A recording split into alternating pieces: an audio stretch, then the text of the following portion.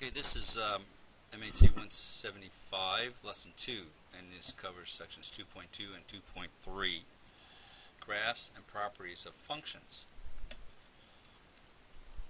And so we'll start with the graphs of a function. And the vertical line test on the xy coordinate plane is a graph of a function where if and only if every vertical line intersects the graph at only one point. So here we have the vertical line test. No matter where you draw the vertical line, you will only intersect that vertical line at one point, and so that's where the x value has only one y. Here, this curve continues to go to the right and up. It never does go, it kind of looks like it goes straight up, but it doesn't. It continues to go to the right. This continues to go to the left and down. So again, the vertical line test intersects that curve x cubed at only one point. So they're both considered a function. Here, the vertical line test, the line intersects the curve y squared, x equals y squared at 2 points. Or for a circle, again, here you have the y squared,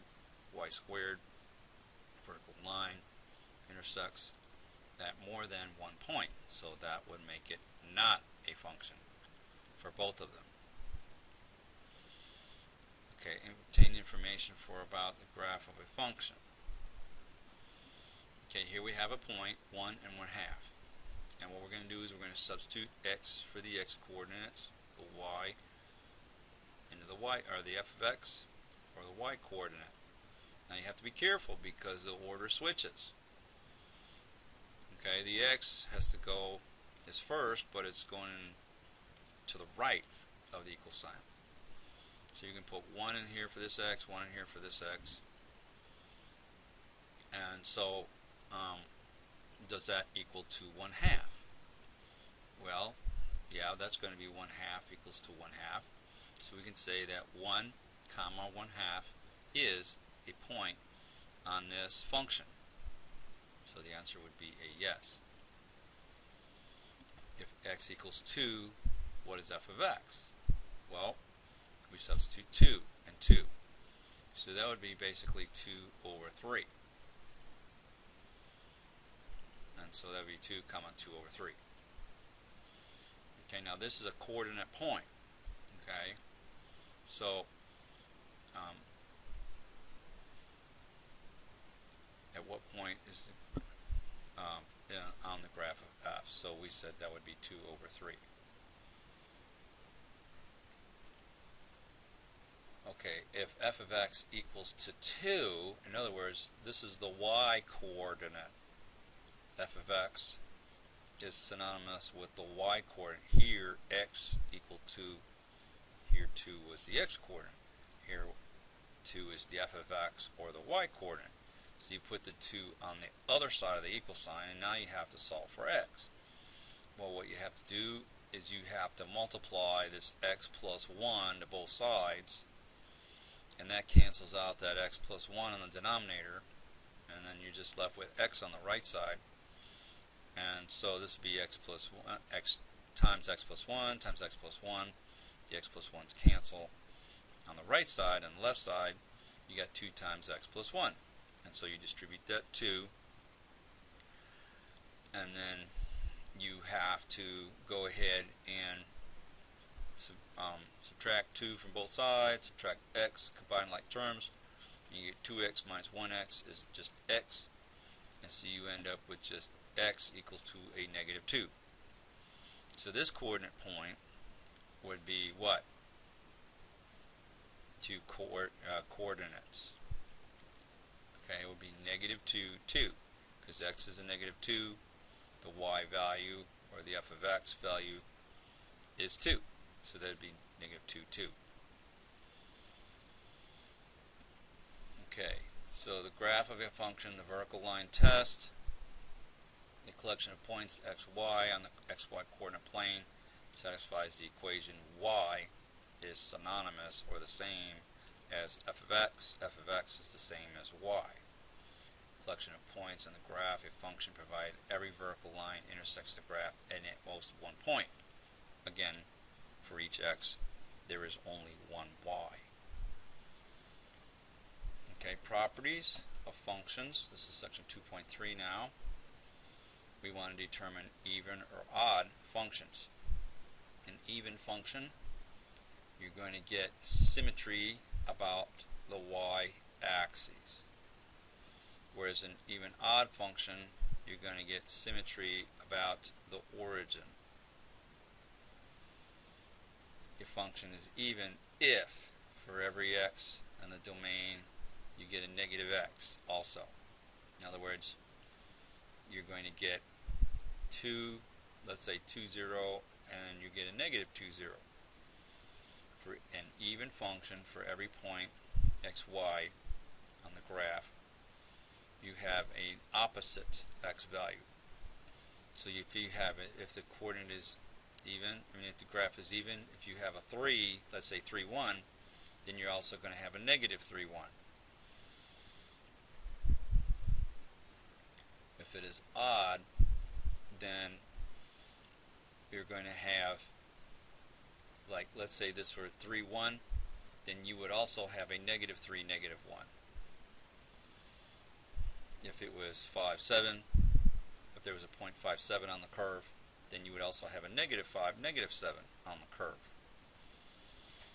And so that's what this means here, is that for each x, and you're going to get a negative x, negative y.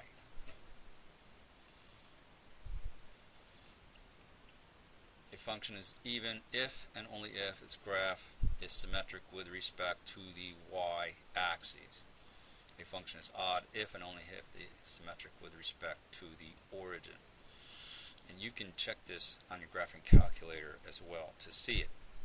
Take your graphing calculator and put in there y equals to x squared, and you'll see that it's symmetrical. Now notice this first graph is symmetrical about the y-axis. In other words, it's like the y is a mirror. And if you were to take this curve here and fold it over, you would just get, you'd only see the one curve. So let's say this point here was 2, 0. Then for an even function, this would have to be, you would also have to have a negative 2, 0 on the other side. Let's say this was a positive 1, 1. For an odd function to be symmetrical about the origin, you would have to have a negative 1, negative 1. So net positive 1, positive 1, negative 1, negative 1. Let's say this is 2, 1/2. Okay, so let's say that's 2, 1/2. Then this would be negative 2, negative 1/2. And so on. Let's say that we're 5, 7, negative 5, negative 7. Okay, for those 2 points, and so on. So determine whether each graph is an even function, an odd function, or neither. So this would be considered symmetrical about the origin. Okay, the origin being at 0, 0. This function here is neither odd nor even. Not symmetrical, because if we took this side, fold it over, we don't get the same thing.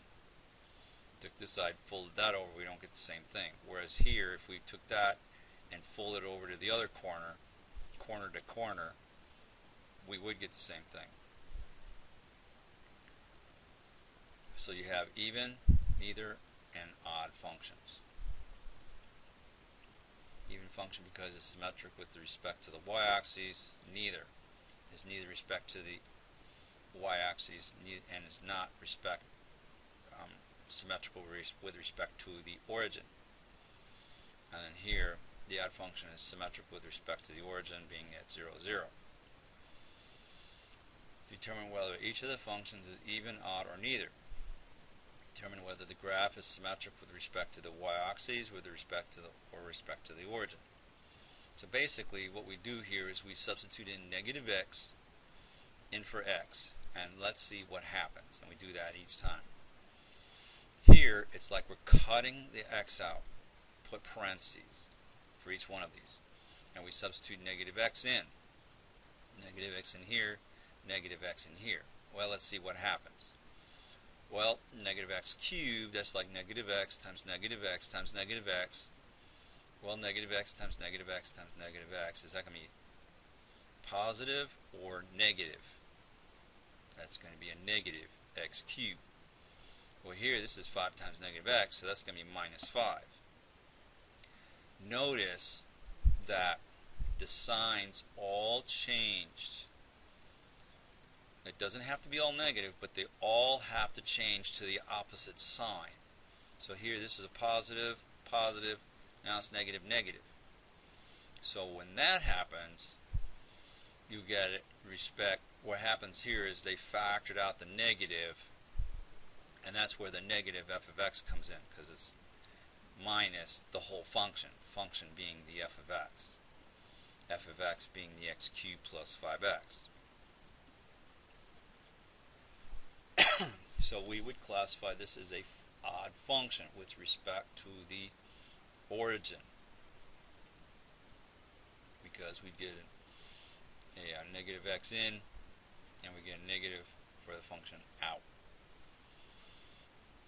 Okay, so when you put a negative x in and all the signs change, you get an odd function out. Excuse me. What happens here? Substitute negative x in, so you get negative x squared, right? Is 2 times negative x times negative x. It's just x squared. The negatives cancel. So nothing changes here. So in this case, when you substitute negative x in and you get the same thing you started with, you have an even function with respect to the y-axis.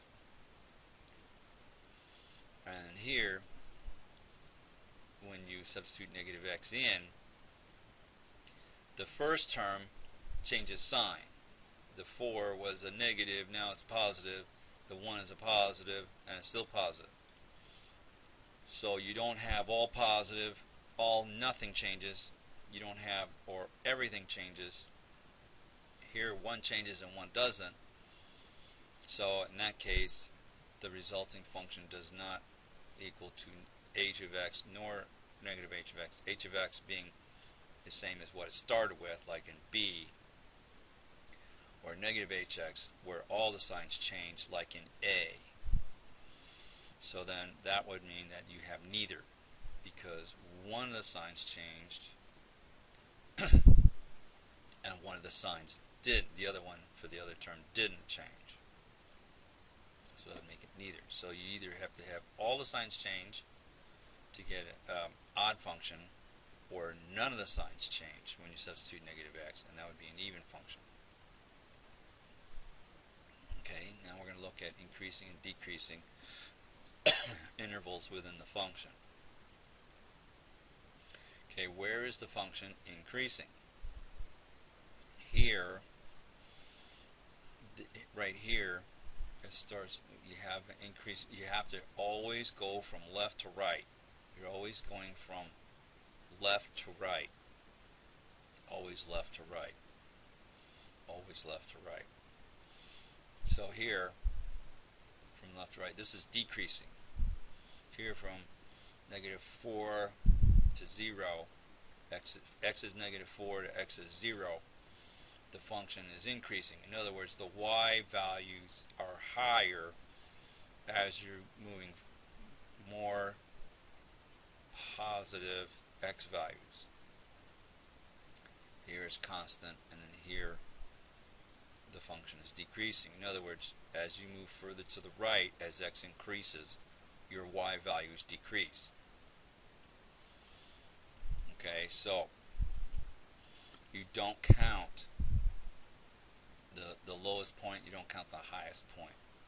So that's why x is greater than and x, negative 4 and less than 0, because you don't, here it's at negative x is negative 4, it's not increasing. It's actually like the slope is 0 here. There's nothing. There's no increase. So it doesn't actually increase till you get past negative 4 to the right. So that would make it an interval of open negative 4 to 0, because you don't count where the interval starts and where it ends for increasing. Okay, where's the function decreasing at? Okay, try to pause the tape, pause the video, and try to determine the intervals for where the curve is decreasing. Alright, go ahead and try that. Okay, you should have come up with negative 6 to negative 4. Okay, and so it would be open at negative 6. Again, it's not decreasing at negative 6. It doesn't start decreasing till you get past it, and then it goes up to negative 4. So when you're looking at increasing or decreasing functions, the intervals are always open for increasing or decreasing. Okay, where else is it decreasing? You should have determined that x, and you're always looking at the x values or the domain. Okay, here you have 3, and it's decreasing to what? 6. So that's going to be open at 3 to 6. Okay, so you're just looking at, these are just like domain or x values. Okay, so we've looked at increasing, decreasing. Now constant, where isn't there no change? Not increasing, not decreasing. And you should have, okay, go ahead and try that one. Where's function constant? Pause the video and try that. Okay, your constant is x is at, remember now this is y here, not x. X is at 0 to 3. Okay? Alright. Local maxima and local minima. Maxima, it curves down. You get at one highest point. Minima, it's at a lowest point. Now, with local maxima, you have a beginning and an end. Okay, and there's some point in between. And so this is increasing, increasing, increasing. You get a point, and then it starts to decrease. And so you have a local maxima there. Okay, so at some x value c, you have a y value. Instead of xy, they use x and f of x, or in this case c and f of c. So instead of c and y, they use c and f of c.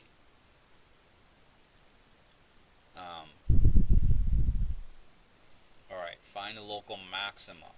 Okay, determine what would be the local maxima. At what numbers, if any, does f have a local maxima? Where x is what value? And you should have said x is at 1 is a local maximum. Local. This is, this continues on for infinity, so that's not going to happen. You're not going to have a maximum there, and you're not going to have a maximum there, because that goes on infinity. So this is your local maxima here.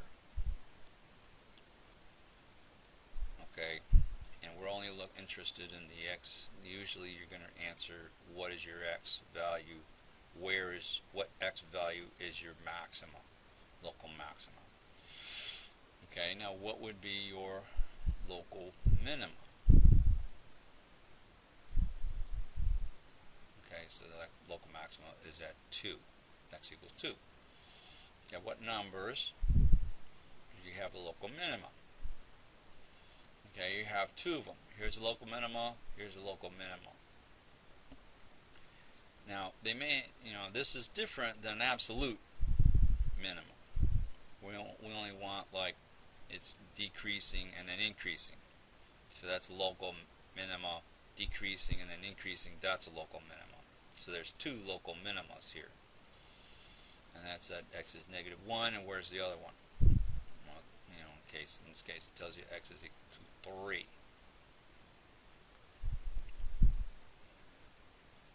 Okay, the local minima is at 1.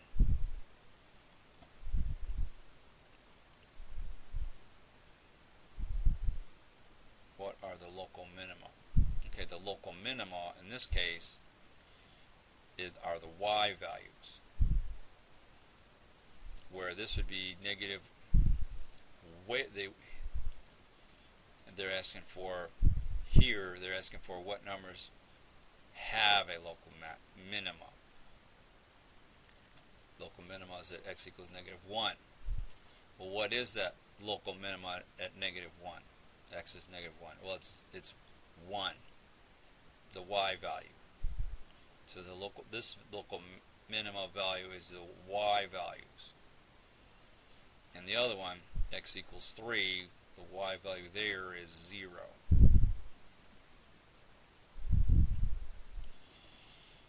Okay, list the intervals which f is increasing. Alright, where is f increasing? The function f. What interval? Pause the tape, the video, and try this. Okay, let's see how we did here. The interval where f is increasing is from -1 to +1. And it's also increasing from 3 on to infinity. So these are intervals here, they're not coordinates. Okay? Okay, list the intervals which f is decreasing. Okay, try that. Pause the video and try that one. Okay, now let's play it and let's see how you did. Now, keep in mind that you always, when you see this arrow here, you want to put either infinity or -infinity. Okay, so here x is going, this is going up, but it's x. We're interested in the x value. So as this increases, x is continuing to go to the left. So that would make this -infinity. The domain or the x values are going in a negative direction. So that would make this -infinity to -1. And -infinity's got to go first. If you put -1, -infinity, that's wrong. And then here it's going from 3, again, open, open, open, open. We're talking about increasing and decreasing intervals. So here we're going from 3 to infinity. Use your graph to locate the absolute maximum and absolute minimum. Before we looked at relative or local. Back up here. We looked at local maxima. Now we're going to look at absolute. Where, in other words, absolutely, where is your maximum? Okay, the highest y value. Where is y the highest point? Okay, so that would be at x equals 3. Well, what is that local maximum? What is the absolute maximum value? It's 6. So the absolute maximum value is 6, and it occurs where x is at 3. Okay, well, how about the minimum? Absolute minimum. What is that value? Absolute minimum value is 1, and it occurs at x equals 0. Okay. Find the absolute maximum, absolute minimum. Okay, pause the tape and try this one. Now this is a hole. right here. This is called a hole. There's no point there. It's just like a void. Okay? Okay, let's start with the absolute maximum. What is that value and where does it occur? Pause the video and try that. Okay. The absolute maximum value is 3 and it occurs at x equals 5. Now what is the absolute minimum value? Well, being a hole, there is no absolute minimum, because whenever there's a hole or an arrow, there is no absolute value, absolute minimum, or there's no absolute minimum or maximum. In this case we're talking about minimum, so there's no absolute minimum here because there's no values there. Okay, absolute maximum and absolute minimum. Alright, absolute maximum. Okay, pause the tape and try this one.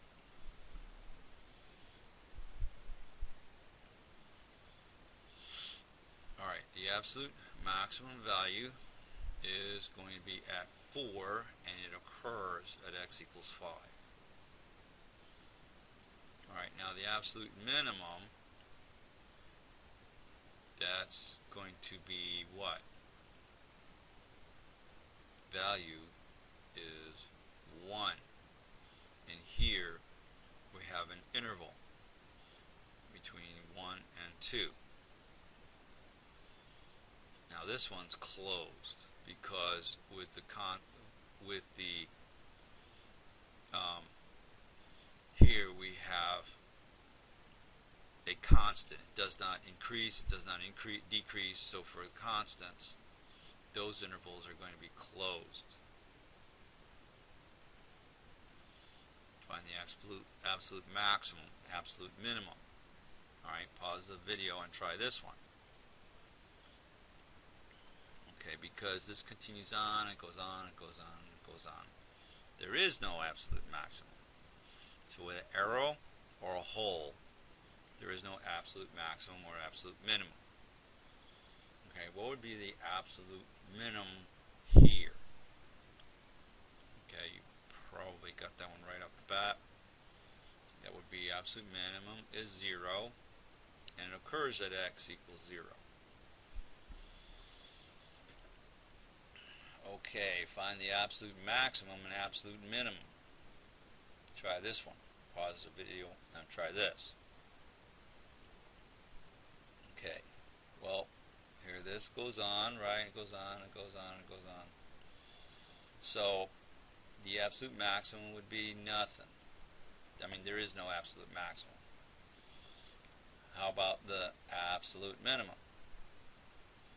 You probably got this one. There is no absolute minimum. Okay. Extreme value theorem. If f is a continuous function whose domain is closed. So an example of a closed interval would be, this would be a closed interval here. Closed, closed, no arrows.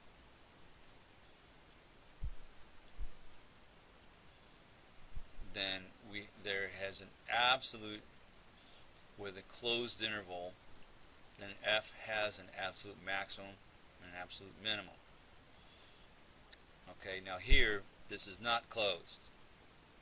It's open. It continues on forever, infinity. Infinity is always open. So there is no closed interval, so there is no absolute maximum. That's what this means here. Using a graphing utility of approximate local maximum, local minimum, determine whether the function increases or decreasing. Okay, we're going to go over more of this in the class.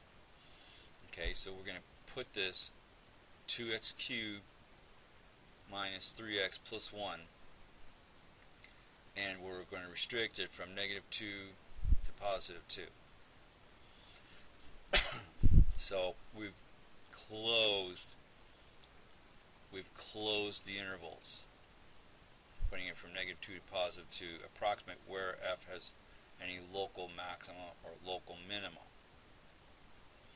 So what you have to do here is after you put in your 2x cubed minus 3x plus 1 into the calculator, you're going to go to second and calc, and to find the local maxima, which would be this one,